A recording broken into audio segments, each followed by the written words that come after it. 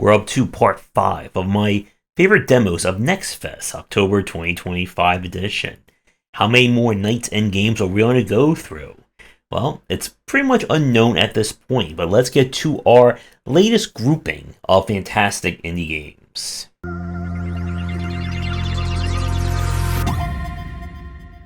We're starting things off with Repel the Rifts. This is a roguelite tower defense where your job is to defend your base from invading monsters each night. The game follows a similar formula we've seen before, that every few days you'll be able to choose where the path, aka the map, will go and change. This will affect what rewards and bonuses will show up. Every night you must defend against the oncoming enemies. Now, where the game differs is that there's a greater emphasis on items and upgrades compared to some of the other examples. There is meta progression, that you'll be able to unlock permanent bonuses as well as new towers through the game's kind of meta system the better you play.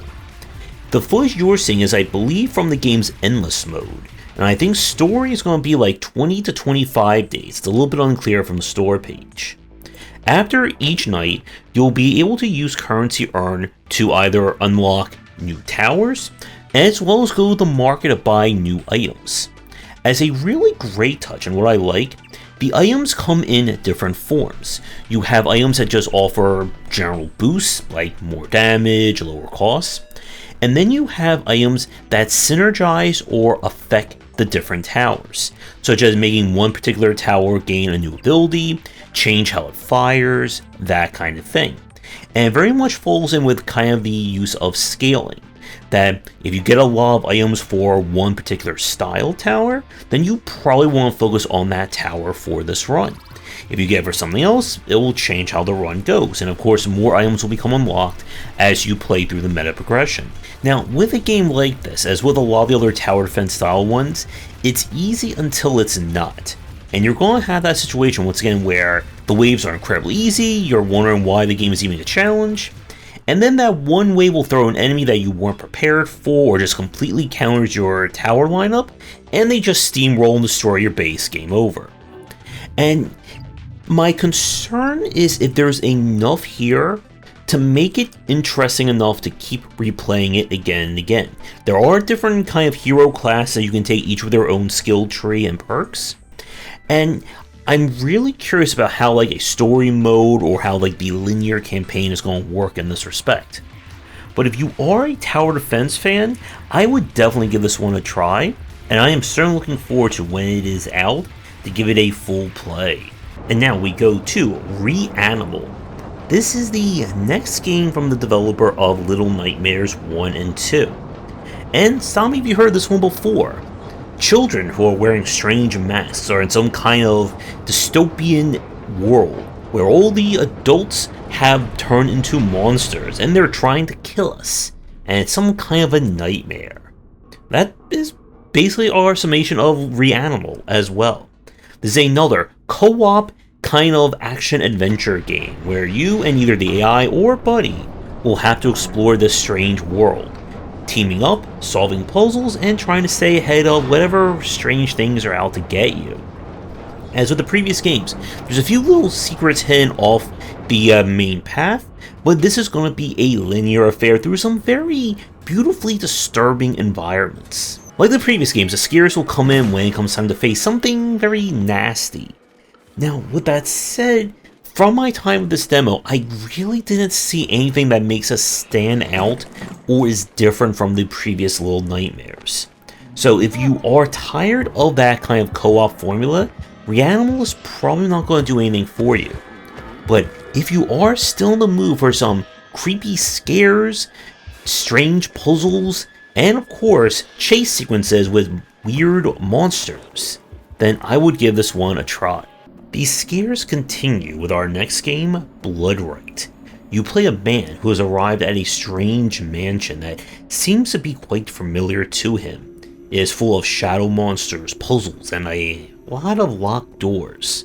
And we are going to have to try and survive this world of horror in order to figure out what is going on. Our main hook is that this is a kind of 2.5D isometric survival horror. You'll explore the mansion, trying to collect any resources that you need, fight off against all the enemies, and of course try to stay one step ahead of everything else. Now, the game itself is controlled a little bit weird. While you can just play like general movement with keyboard, the mouse is required for aiming, but it's also tied to camera controls. And I would highly suggest that you should lower the sensitivity of the mouse in the menu before you start playing, because it can be very disorienting. Our gameplay here, as I said, is definitely a mix of survival horror elements. You have access to your handgun and of course get access to other weapons. Now, as an interesting twist, the enemies can revive if you leave their corpse on the ground for too long, and you must either use a special battery for your flashlight or just kill them with Molotovs if you want to permanently kill the enemy. So this leads to, of course, that dynamic of, do I use precious ammo to kill an enemy in a room that I'm never going to visit again? Do I avoid or just try to skip enemies that are in places I can easily get around? What about rooms where there's puzzles and that kind of thing? And I was enjoying this one. The demo didn't quite show off, I think, too much in terms of like advanced elements, but it definitely has a good foundation as a survival horror game. I do wish the map was maybe like a little bit clearer in spots, because it can be quite disorienting again with how fast the camera can pan, and especially with being able to see doors if the camera is not showing the actual door on the screen. So if you are a fan of survival horror, then this definitely comes with a recommendation. And now we go to Lady Dracula. This is an indie take on the original Castlevania formula. We play as Lady Dracula, and there's probably a dream game for the number of times you're going to see that phrase in this title, because Lady Dracula is the daughter of Dracula and Lady Dracula, who's the first one.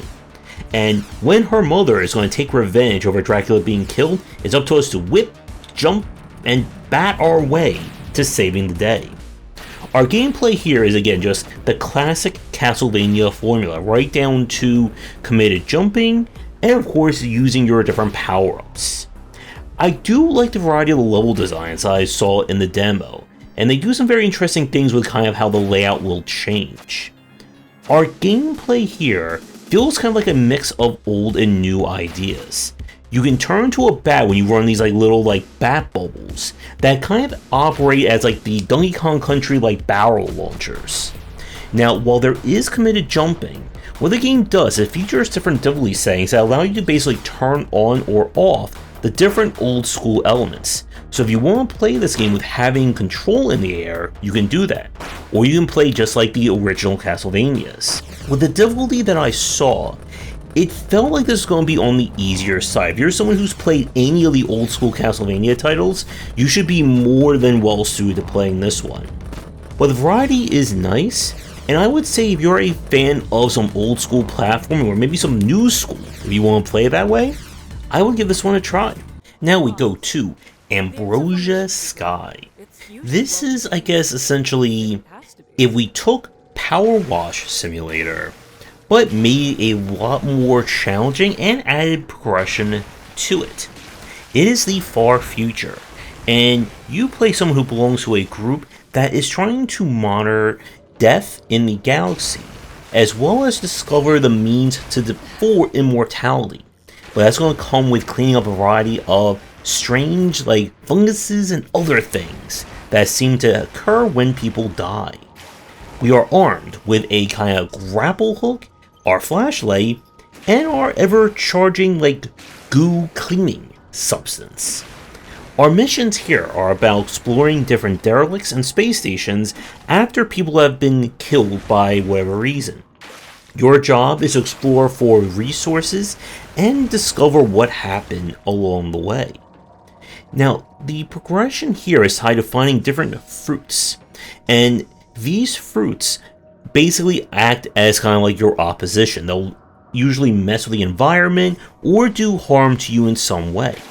And you'll need to figure out the best ways to remove that threat while still harvesting the fruit, which will then be used back at kind of your home base to upgrade yourself, letting you get like more recharge on your gun, more health, etc, etc. The level design here is kept linear. Each level is going to be in a fixed area, and your job is to figure out how to get through with the different puzzles. I did like what I was saying, although I did run into a kind of a soft lock bug along the way, which of course happens to me whenever I play any kind of game. I like the story and kind of what they're going for with the different things. Being able to kind of grapple around, figure out where you need to go, and kind of keeps you guessing as to what's going to be coming next. So if you are in the mood to do some very introspective cleaning across the galaxy, I would give this one a try. And now we go to Late Odyssey. This is a boss rush centric kind of combat game in the similar vein of Titan Souls. You are the last source of light, where evil darkness titans have taken over. And in order to bring the light back, we are going to have to beat up a lot of giant monsters to do so. Our gameplay here is going to be focused again on high speed combat. It is all boss fights, with each boss having different phases, including kind of like auto-scrolling running away phase. The combat tech in this one focuses on parrying and dodging, which doing perfect ones of both will build up your special attacks. So you have overdrive mode, which is essentially just infinite stamina, and then you have a special attack that allows you to stun the enemy once you kind of exhausted their meter, and you get bigger gains on that by getting those perfect parries. Now, with that said, combat can be a little bit finicky. The hitboxes can be, I found to be like a touch inconsistent. There are some times that I swear that I dodge or parry and I still got hit, and times where it looked like I got hit, but I didn't.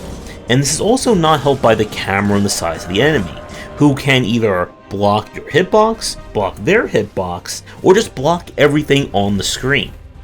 The patterns here are kept relatively basic. I'm wondering how more advanced the game's going to get in the finished version, especially with some of the more advanced enemy fights. I don't know if there will be any like progression or things to kind of compensate to make yourself better, but if you are a fan of the boss rush design, I would at least give this one a try. And now we go to some of our bonus games with a game about feeding a black hole. This is an idle game that is, well, about feeding a black hole. Your job is to break asteroids that will earn you resources which you can then use to upgrade, and break more resources to build your lovely little black hole into larger and larger black holes. The game does a great job of the kind of scaling I like to see from idle games. You'll go from only being able to gather a few asteroids at a time, to dozens, to possibly hundreds, with additional systems and mechanics unlocked as you progress further. Now, the demo itself is a bit on the shorter side in terms of like other mechanics and systems that go with it, but I did enjoy this one. So if you are an idle fan, then I would definitely give this one a try. And now we go to Eventide Matter. This is, I guess it's kind of like a little bit of an idle game with a bit of resource collection. You are exploring the galaxy looking for resources in order to build various space stations and other things, helping to hopefully save everybody from an evil alien invasion. The gameplay here is that you'll be taken to an area and you need to mine as many resources as you can, and then craft the necessary parts in order to build up whatever structure you're trying to do. The more that you do, you'll earn resource points or these crystals, which will act as your progression, allowing you to have more inventory space, new weapons, etc, etc. It's hard to tell from the demo, I guess, like what the progression is going to be. Is this just going to be everything is just build wherever the spaceship is and then you're done? Will there be additional unlocks or quality of life features? The store page does indicate there'll be more resources that you can craft or gather and then items to craft. But again, it was a little hard to see kind of like where this is going to go in the main game. Still, I like the art style, and I think there's enough here that is worthy of a checkout. And again, I'm interested to see like what will be like the more advanced elements when this game is released. And for the last game of today's video, we have Outhold. This is an incremental tower defense. Your job is to beat different stages by surviving all the waves. As you go through the waves, you'll collect resources based on how well you did. Now these resources will be used on your ever-expanding perk tree that does everything from boosting the base stats of towers, unlocking new towers, new systems, new quality of life features, and more. This is a game that is built very much on the progression. You literally don't have enough strength or the towers needed to do much when you first start playing. So the game definitely scratches that incremental itch of getting more numbers to get more power, to get more numbers, to get more stages, and we keep it going. If you're not a tower defense fan, I don't know if there's going to be enough here that's going to kind of get you to keep playing. But if you do fall into that group of incremental fan who also loves their towers, then this is a very easy recommendation, and definitely looking forward to playing more of this one when it is released. And with that, day number 5 is done, but we still have plenty more demos and Next Fest coverage coming. So what were some of your favorites from the event? You'll find all the links to mine down below, and if there are any more demos still that you want me to look at, please get in touch.